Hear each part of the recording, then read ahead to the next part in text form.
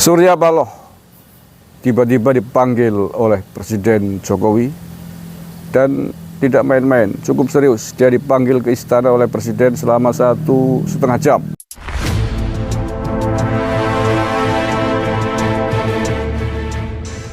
Assalamualaikum warahmatullahi wabarakatuh. Salam Nusantara, salam sejahtera untuk kita semuanya. Salam, Om Swastiastu, Namo Buddhaya, salam kebajikan, rahayu. Saudara-saudaraku sebangsa setanah air yang saya cintai, saya banggakan. Ketemu lagi dengan saya, Gusmar dari lereng Gunung Slamet di Banyumas, Jawa Tengah. Hari ini Jumat 27 Januari 2023. Apa kabar semuanya? Saya doakan sehat-sehat selalu, bahagia selalu, sehat selalu, bergas, waras, barangnya akas, sugi beras, rajin keramas. Surya Paloh tiba-tiba dipanggil oleh Presiden Jokowi dan tidak main-main, cukup serius. Dia dipanggil ke istana oleh Presiden selama 1,5 jam.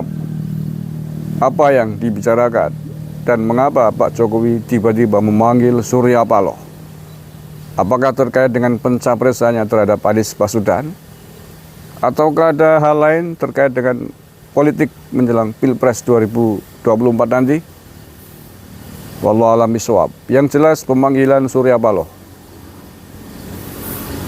tepatnya kemarin sore, hari Kamis sore, berbarengan ketika politisi Nasdem yang lain melakukan kunjungan ke Sekber PKB dan Gerindra.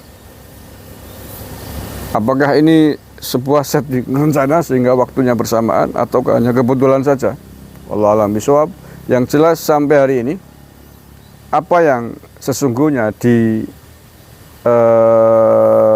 maksud dan tujuan mengapa Surya Paloh dipanggil oleh Presiden ke istana masih menjadi misteri, dan barangkali hanya dua orang itu yang tahu, yakni Pak Presiden Jokowi dan Surya Paloh.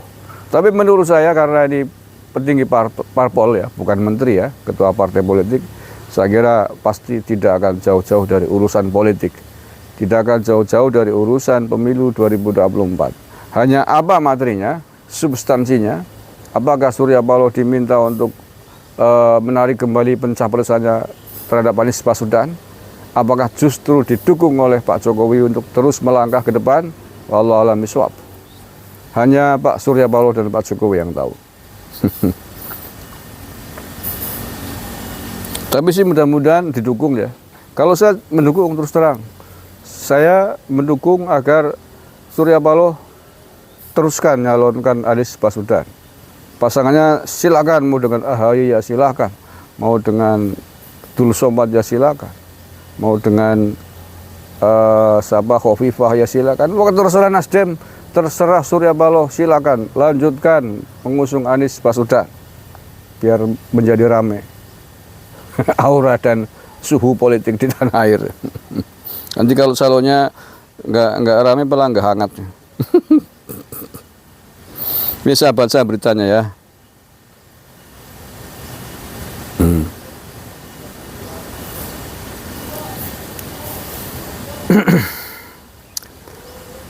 Nasdem dalam sehari, elitnya ke Gerindra PKB, Surya Paloh bertemu Jokowi. Masih diangkat oleh Detik. Ketua Umum Partai Nasdem Surya Paloh bertemu Presiden Jokowi kemarin. Di hari yang sama, wakilnya Surya Paloh di partai, yakni Ahmad Ali dan kawan-kawan, mengunjungi sekretariat bersama Koalisi Kebangkitan Indonesia Raya yang digagas Gerindra dan PKB.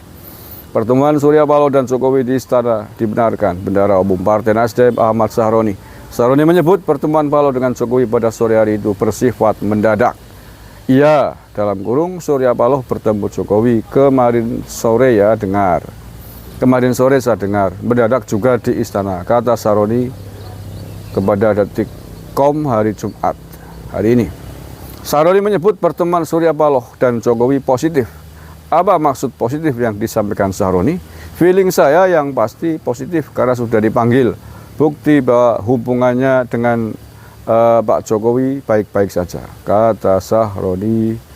Informasi yang diterima, pertemuan Paloh dan Jokowi berlangsung selama 1,5 jam. Pertemuan itu dimulai pukul 15.30 waktu Indonesia Barat.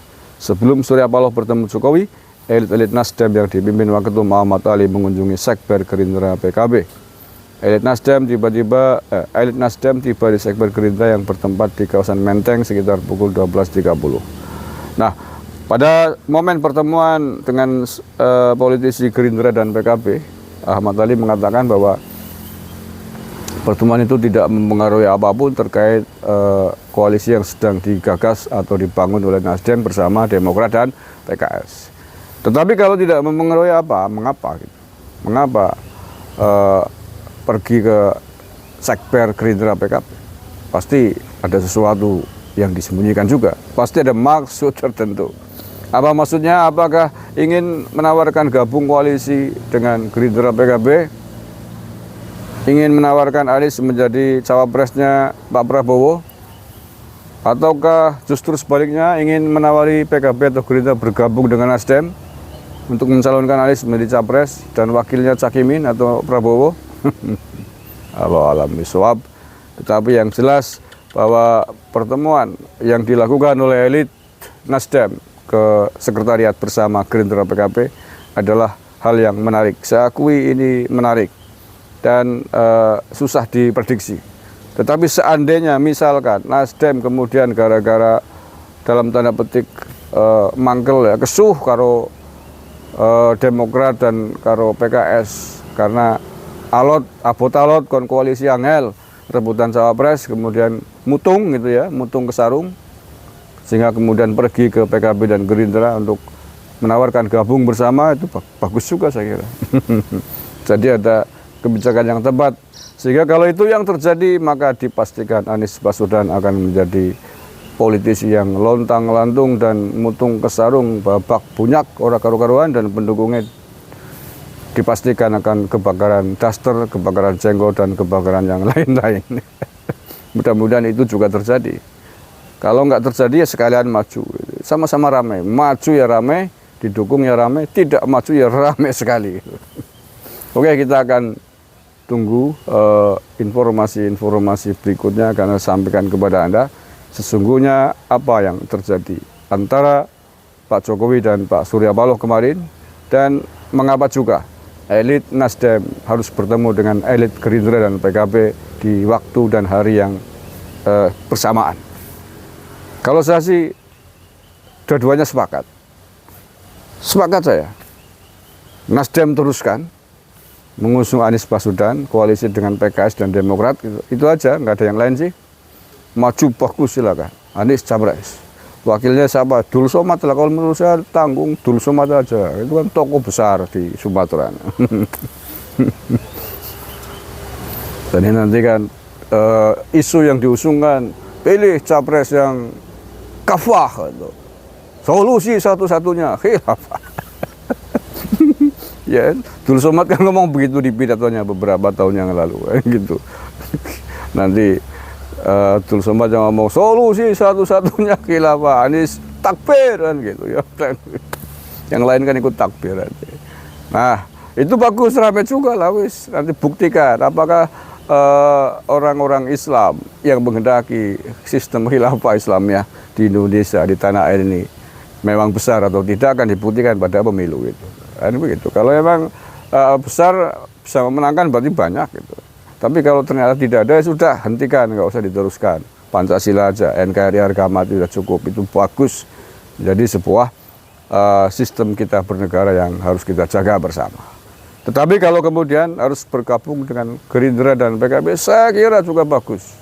Saya kira juga bagus. Tapi karena sudah ada koalisi yang mapan terlebih dahulu, yakni Gerindra dan PKB, ya kalau mau gabung aja, nggak usah ngonyor-ngonyor Anies Baswedan menjadi cawapres misalnya. Ya kalau gabung koalisi dengan PKB dan Gerindra kan orang mungkin menawarkan capres. Maksimal ya cawapres kalau diterima. Maksimal cawapres kalau diterima oleh Prabowo. Tapi saya kira enggak. Ya kalau mau gabung aja, nggak usah minta syarat macam-macam. Nanti ditawari menteri aja Surya Paloh kan begitu. Anies Baswedan lah nggak usah dipikir, nggak penting. Gitu. Ya apalagi Cak Imin pasti jengkel loh kalau tiba-tiba nawari gabung dengan Gerindra, minta Anies jadi cawapres, ya Anies yang mutung ke sarung tinggal Cak Imin kan. Wis bajuk kowe ya kata kaya jaluk cawapres. Minggir ya. Orang minggir aku sing minggir itu. Nek nyoba dicakimin ya wis. Terima kasih. Assalamualaikum warahmatullahi wabarakatuh. NKRI. Harga aman.